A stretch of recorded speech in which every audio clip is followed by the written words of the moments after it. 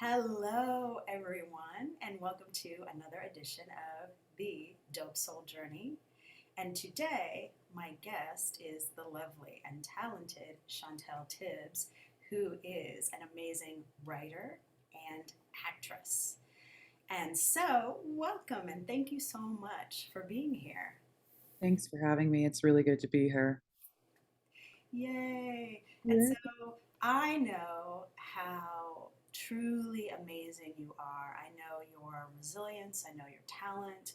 I know your positive energy. I know um, just what a great person you are. And I would love for everybody else to know that about you. So, can we start with where did you grow up? Oh, I grew up in a small town in New Jersey called Vineland, and it's South Jersey. So New Jersey is known as the Garden State, and my upbringing when I was born in New Jersey pretty much reflects that accurately. We lived on an okra farm with my grandma, and we moved to Stamford, Connecticut for a little bit, and then came right back to New Jersey. Wow, how awesome. Um, Yes, yes, I know not to pick okra with your bare hands. It burns. Oh, geez, I don't even like okra, so that Me wouldn't be a neither. problem for me. So thanks for the tip, but oh well, wasted on me. And so in that time, was it a normal upbringing when you moved from Jersey to Connecticut and back to Jersey? Do you feel like?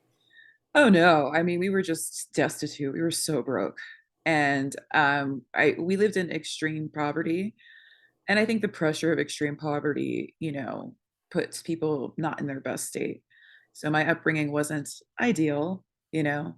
My dad was is abusive, mostly sometimes physically, mentally, emotionally, psychologically, in a lot of ways.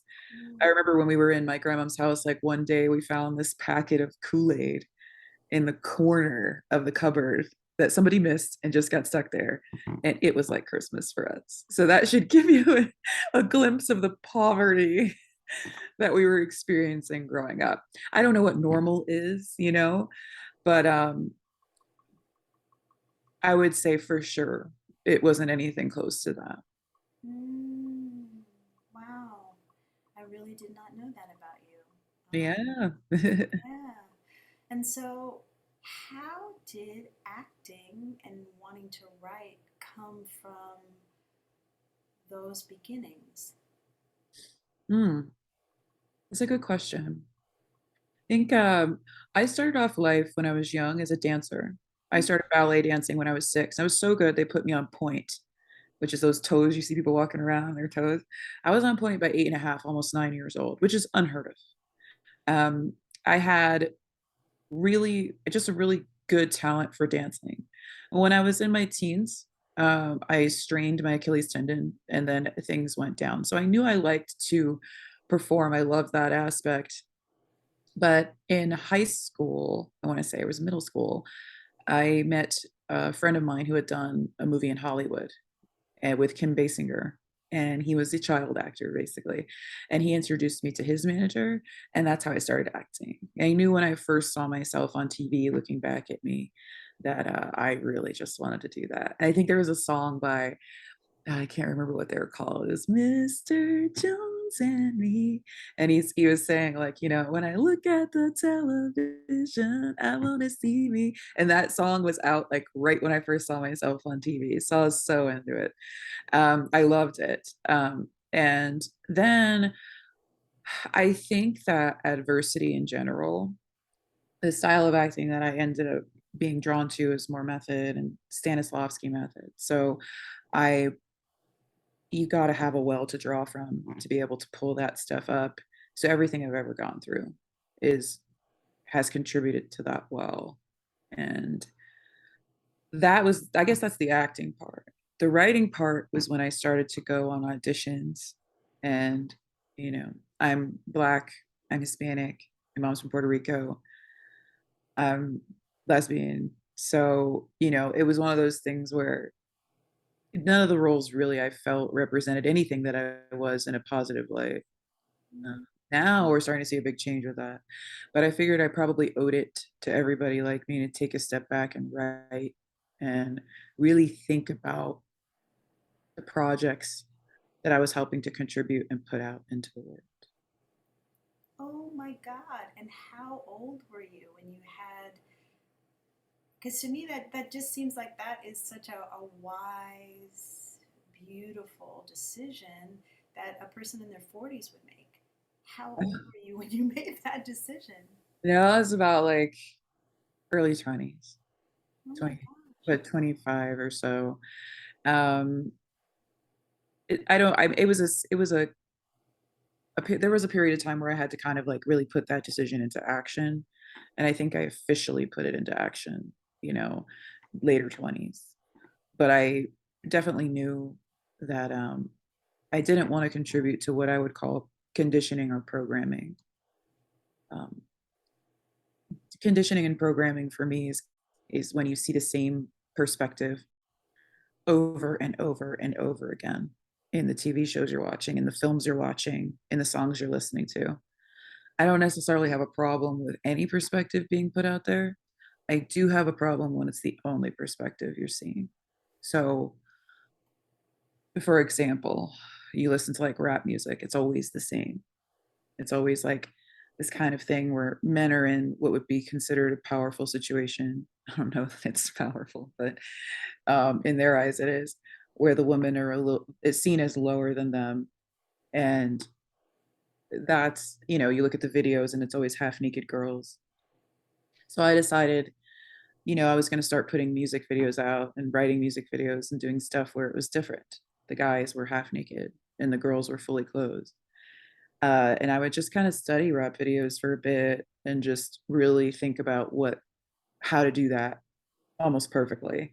There's a look that the girls always have. It's really disconnected and, you know, and the guys don't really make eye contact with them. They just touch them in the way that they want to.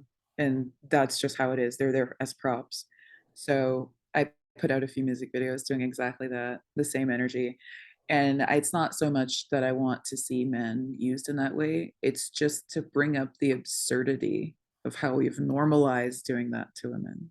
So those are the projects that I dive into, and what I create for my production company is just direct directly like just contradicting patterns that are not helpful in any way, shape, or form to anybody, if you ask me, and just bringing them to light without preaching, without telling anybody what to think, just flipping it so that you can never really see a rap video the same way again after you've watched any music video I've written.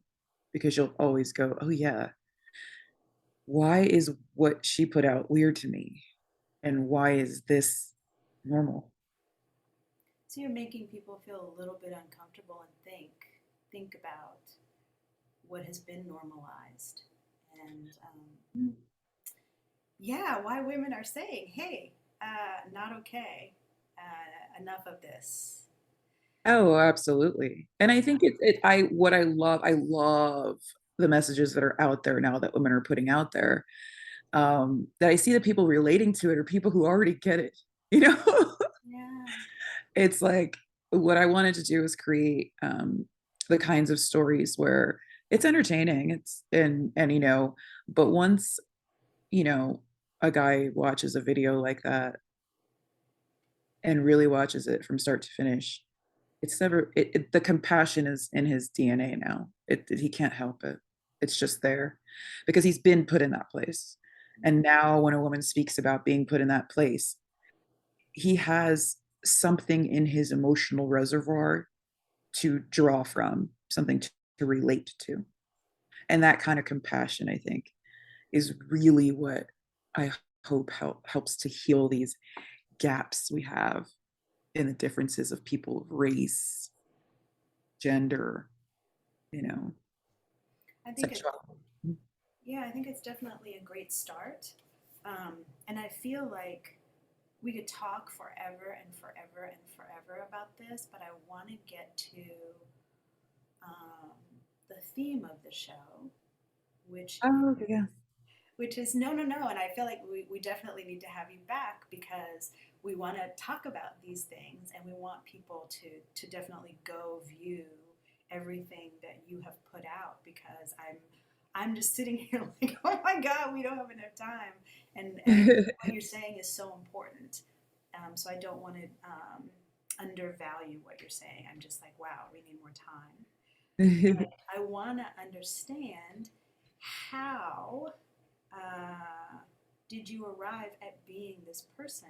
Because from my understanding, pressure is what makes a diamond. You Mm, know, steel sharpens steel. And mm, when we go through difficult things, we either decide to become a victim or to become a victor. And so when the mm. tough things arise, what in your mind made you go, this is not okay with me, what you're putting out. I don't want to be a part of this system. I can create my own content. I'm talented enough. Like, what was the thing that made you go, no? God, I just love everything you said and just how powerful even saying what you just said is. You know, I think growing up and maturing, the real definition is embracing who you are and making that work for you instead of against you. And a lot of the things that I really didn't like about myself, a lot of the things that I got made fun of so much for when I was younger, like my hair not being black enough, not being, Hispanic enough, not being gay enough, or not, just really not fitting into any category. Turning that into my life's purpose was really what changed everything. I realized, oh, these things that I thought were curses in a sense that made life difficult for me are exactly what was put here to help purify me to be the strongest version of myself that I can be. And they were exactly tailored to who I am as a spirit and the kind of work I need to do in this world. So I didn't fit into any box. And that helped me with becoming a deprogrammer and a deconditioner, because I wasn't born so easily pushed into an identifiable category. It gave me a really strong spiritual advantage that really helped me solidify who I am in adulthood. And I think that anybody watching this who feels like this is hard and who I am is just different, it's just not accepted. I have a really good counselor. And I remember one of the first sessions I had with her, she like, it was just a mess and I'm a mess. And at some point she stopped and very sternly, she like looked at me with all the conviction in her. And she said, oh, you're going to be okay. She's like, when I was younger, it was terrible. She's like, my life is great now. She said it in this almost like, I don't know, like it was so powerful, and it was a matter of fact. And I would love to say that to you too, whoever's watching this. Mm. It's going to be okay. When it sucks in the beginning, you can use that and make it work for you. It's worth hanging on. Take it day by day for a while if you need to, but your life is worth it. Your struggle is worth it. And your struggle is meant to make you who you're meant to be. So honor it. Honor it. I have to tell you, I just have to take a moment, uh, just because it was so beautiful what you just said, and very emotional for me, because I have a similar journey. But we're not talking about me, but it really touched me very deeply, um, because you took what other people said was a weakness and you turned it into your strength. And I just feel like for anybody that is watching and listening, that is so powerful. And when you can learn to see the struggle as an opportunity, it's a game changer. Mm. Um, and so, thank you so much for sharing um, such intimate details about your life. I think we all appreciate it, and I believe that it does show in your life who you are as a person, and in the tiny amount of acting that I've seen in your gifts as an actor and as a writer. And so that's the main reason I wanted to have you on the show, is just to showcase the incredible human being that you are. so I thank you so much. And I want to let people know, where can they find you. I'll put some links to how to find you. And if there's any videos that I can link people to, if there, I know you just shot a film that you wrote and starred in. So when that comes out, I'd love to link people to that as well. So would you mind telling us, where can they find you? Oh, sure. You can find me on Facebook. You can find me on Instagram. You can find me on Twitter.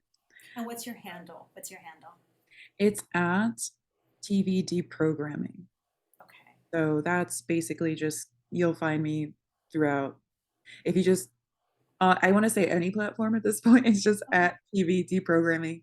And I'll give you links too to some of the fun stuff we're working on. We're Okay. raising money right now for post production for the film that you're speaking about, Blood Run. Blood Run is a great film. It's a sci fi short about a woman who finds herself prey to a notorious girl gang who wish to recruit her due to a rare blood disorder that she has that makes her violent towards men. So this film puts men in that vulnerable place of, any woman knows going out in the street at night, seeing a group of guys, your hair stands. So this switches it. It's a world in which it's dangerous to be a man. They have a curfew at 8 p.m. And yeah, it should hopefully help create some compassion. Um, and yeah, I'm excited about it. We're raising money for it.